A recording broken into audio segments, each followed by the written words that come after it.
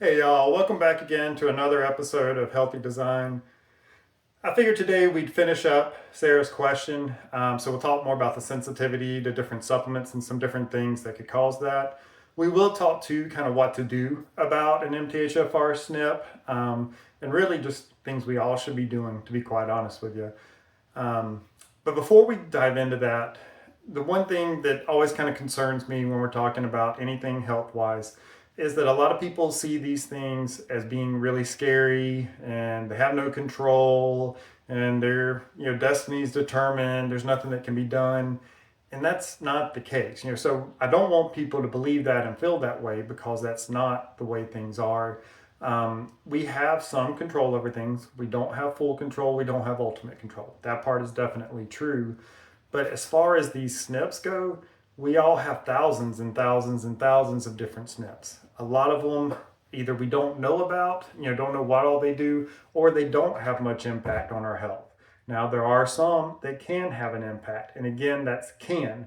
Just because we have this SNP does not mean it's going to be an issue for us.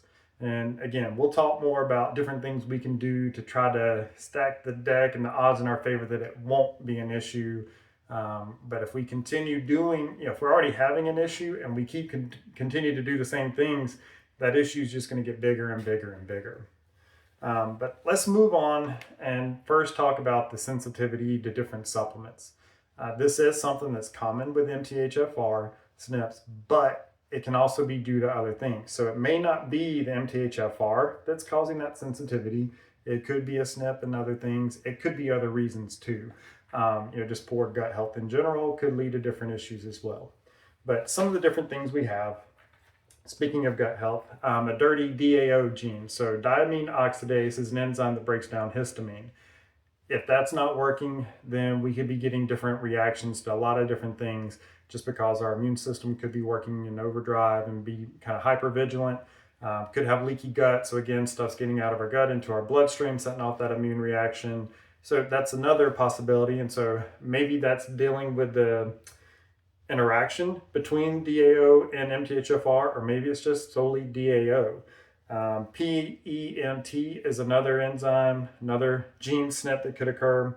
And what's interesting with this is women will need more support for that gene once they've hit menopause. So maybe it's just kind of age in a sense that's leading to some of these issues, because they didn't have that same issue before. And that's why it's like all of a sudden. GST, GPX are two genes involved with glutathione.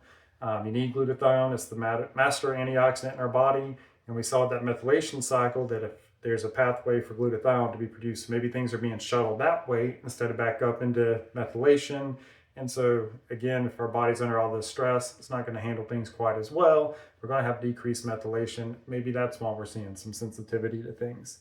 Slow COMT enzymes. Some different medications could affect this. ADHD, thyroid medications could do it. Steroids can slow it down even further, which could lead to issues. Tyrosine and methylfolate, if they're too high, that could end up slowing things down some. Bioidentical estrogen also could be an issue. If you have a fast COMT, SAMe could be problematic. Phosphatidylcholine and creatine could actually increase depression. Estrogen can slow that fast CMT, and then if it slows it enough, now it's acting like a slow COMT and creating issues for us. So you see all these different things, and estrogen and DAO or histamine kind of have a relationship with things too. So again, it may not be MTHFR, maybe it's estrogen is kind of limiting our DAO, so we're not breaking down histamine, and that's leading to the reaction.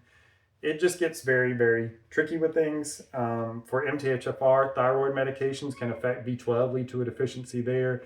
And then that can mean we're not getting the same results from our methylation cycle that we would hope. And so we're not getting the same kind of folate.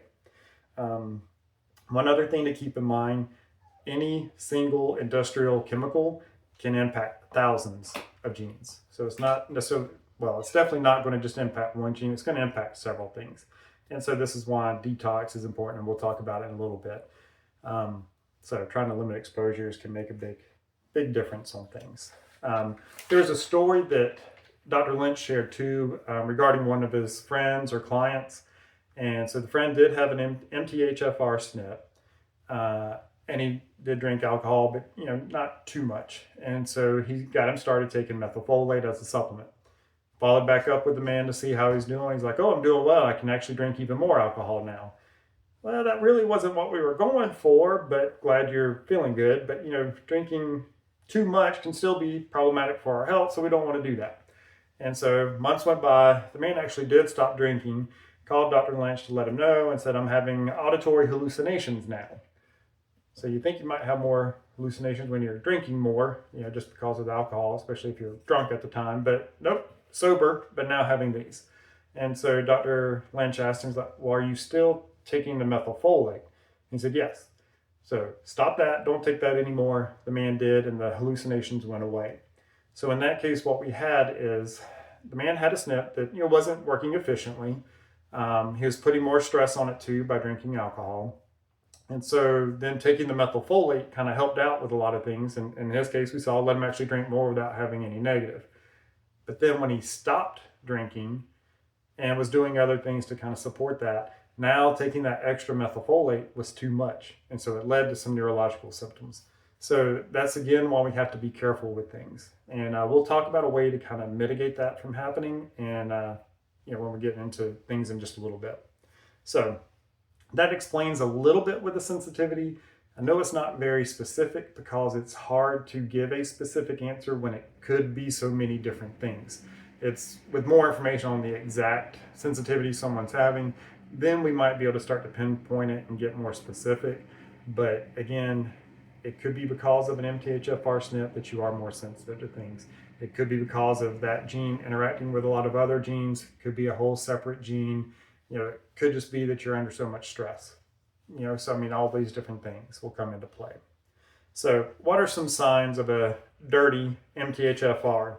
Anxiety, depression, brain fog, can't tolerate alcohol, increased homocysteine levels on your lab work, and being hypothyroid. There are more signs as well, but these are some of the ones.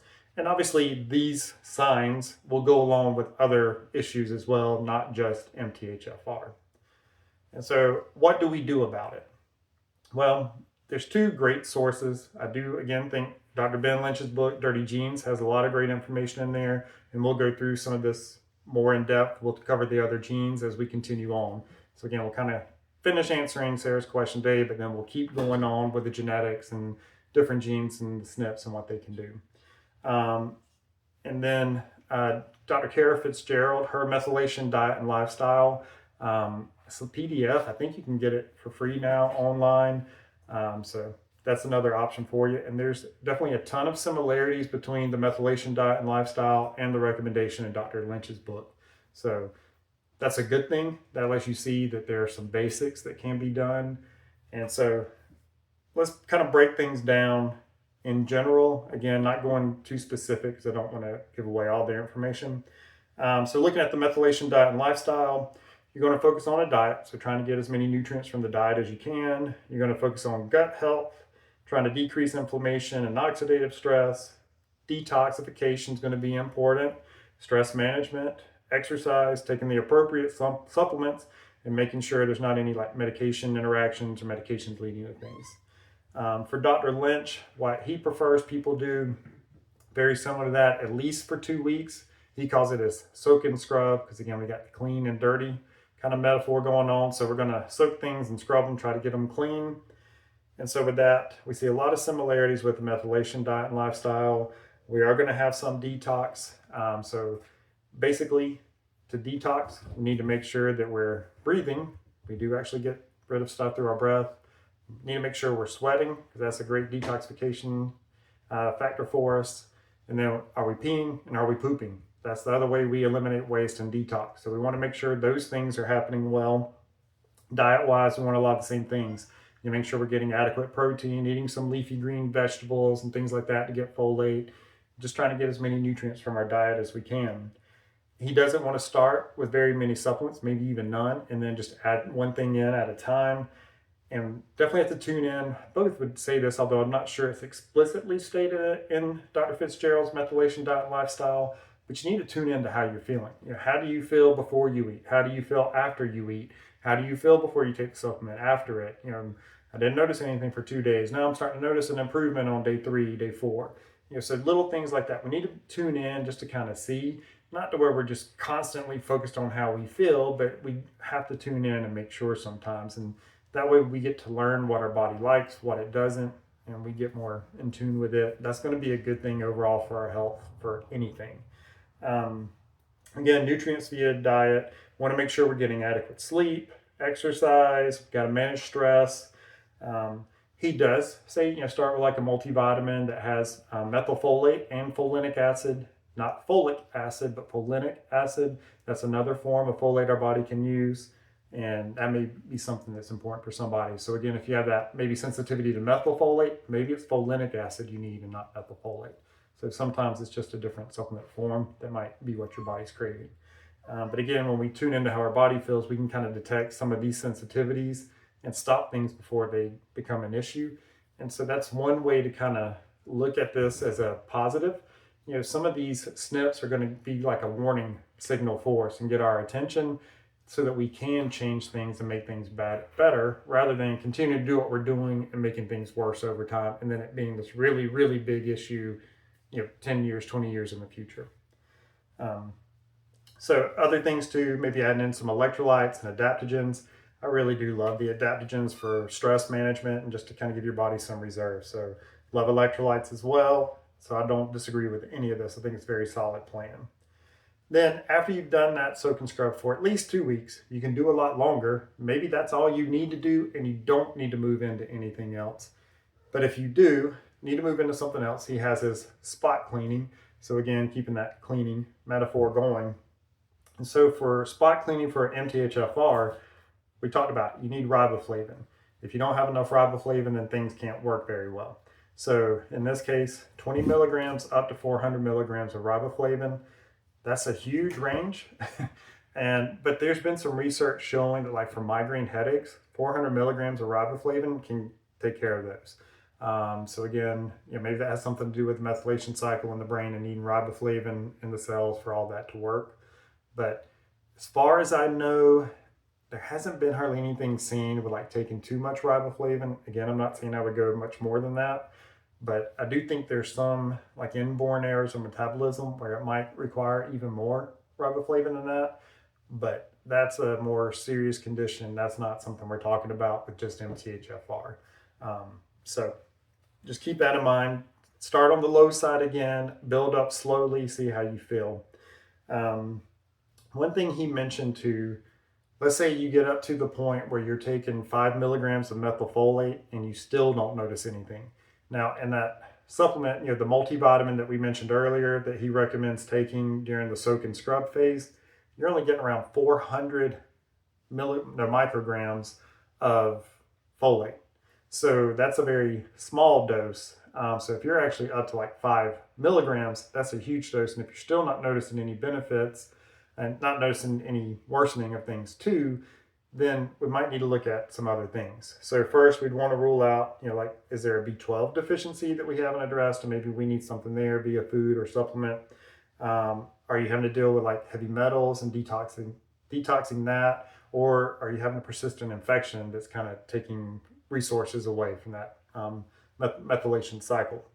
And maybe you're not using the right form of folate. So maybe you're using folic acid and it's too much on your body, you can't use it. Or maybe you don't have the right methylfolate. And then again, maybe it's methylfolate used and maybe you need more of the folinic acid. Those are possibilities as well. But one other thing we could check for is if you have a folate receptor antibodies. And so that way that receptor is just not working well. Maybe that would explain things. But again, that's kind of moving way down the line. That is not where we need to start. We have all these basic, low-hanging fruit we need to hit first before moving into anything like that. One last thing, this is from Dr. Lynch, and I really do like it. It's his pulse method for supplements. And again, you just start very low with a dose. Start with only one supplement too, and take the dose, see how you feel. So do that for a couple of days. If you notice no improvement, but you're also not getting worse, then increase the dose. Keep following that in a stepwise pattern until you get to a dose to where, once you get up to a certain point, if you're still not noticing any change, it's just time to stop the supplement. because it's not working for you. Now, if at any point you get to the point where you're feeling worse, you can either, if you were feeling better and better and better, and then you get worse, well, then back off on the dose. But he also says that once you start to feel great, either start to reduce that dose or eliminate it completely. And then if you start to feel bad again, those same symptoms, start low and slow and build back up on that dose. This way you avoid that issue we talked about with his friend and the alcohol, where he kept taking the methylfolate when he really didn't need it since he wasn't drinking and other things, and then it became an issue. So it helps to avoid that situation, period. So again, if you tune into how you're feeling, like, okay, day one, I take it, all right, I felt a little bit better. Day two, I feel a little bit better. Day three, I feel great. If I keep taking it, I may, stay there for like day 4, day 5, day 6, but then on day 7, I'd be like, oh, I don't feel good. I feel worse. I'm getting more irritable. So I took it too long. So in that case, I'd want to stop at day 3 or decrease the dose back down and kind of wean off of it that way and see how I feel. So with a lot of these things, we may need to titrate up slowly because there could be a nutrient deficiency that's there. Again, maybe that cycle hasn't been working for a while, so we've kind of got this low level. So we got that depleted state, we need to replete it. Or maybe we've had stress and other things that's been pulling it down a different pathway. But as we deal with that, more resources go up this way. Maybe we need that little extra help initially, but then we don't need it afterwards. So using this pulse method, we can kind of figure out what dose we need and what works best for us, and kind of how frequently we need to take it. Because supplements don't have to be taken every single day. That may be what it suggests on the bottle, but that's just a suggestion. We can follow that. We don't have to follow that. Now, again, we don't want to go crazy, take too much of anything to where it becomes an issue. But if you follow this pulse method, that should help to prevent that. And an example I have from one of my clients too, remember having to follow up with them, and they were doing great. And just asking different questions, and they're like, well, I'm not taking the supplements like I should. I'm not taking them every day. I'm only getting a couple times a week. So I'll start taking that every day. I'm like, don't. It's like if you're taking it 2 or 3 times a week and you feel great, you don't need to take it every day. You already feel really good, so maybe that's all you need. So just stick with that. And so that seemed to work well for them. And again, using this pulse method, you can find out kind of what works best for you. So you may find it's something that you need to take once a week or a couple times a week, or maybe it's you take it consistently for a week or 2 and then you don't need it for several weeks or months, who knows. This could play out all kinds of different ways, but it gives you a way to kind of titrate things and see what works best for you. That way you kind of prevent getting too little or getting too much and things becoming an issue. So, all right, guys, I hope you enjoyed this. I hope it was helpful. Again, next week and for probably the next couple of weeks, we'll keep going on with some of the different SNPs and some of the different genes. And then we'll talk about, we'll kind of use Dr. Lynch's book as kind of the outline for this too. So he's got different ways of going to, the soak and scrub. We kind of talked about the general idea. We can talk maybe more about, a little more specifically about it later. But then the spot cleaning, he does have a specific order of doing things. So just because you have MTHFR, know that you wouldn't necessarily want to go into that soak and scrub and then spot clean for it. You actually want to take care of some other things first, because then you might not have to do anything for MTHFR. So that's one thing to keep in mind. But we'll talk about all these different things, give you some ideas to see if that could possibly be an issue for you, and give you some ideas on what to do about things. But remember, the basics, everything in that methylation diet and lifestyle and Dr. Ben Lynch's book, those are things we talked about with the foundations of health. That stress management side includes and sleep, so stress could be activity and exercise too to help decrease stress. So all those things are included in it. And if we don't have those foundations laid well, then it's going to create some issues later on. And then it really doesn't matter if we're using supplements or other things. We're not going to really know if they're truly helpful for us or not, because we don't have those basics. So get the basics first, then add the supplements on top. All right, guys, again, hope you enjoyed it. Thanks for watching. Please like, subscribe, do all that fun stuff, and I will see you next time. Bye.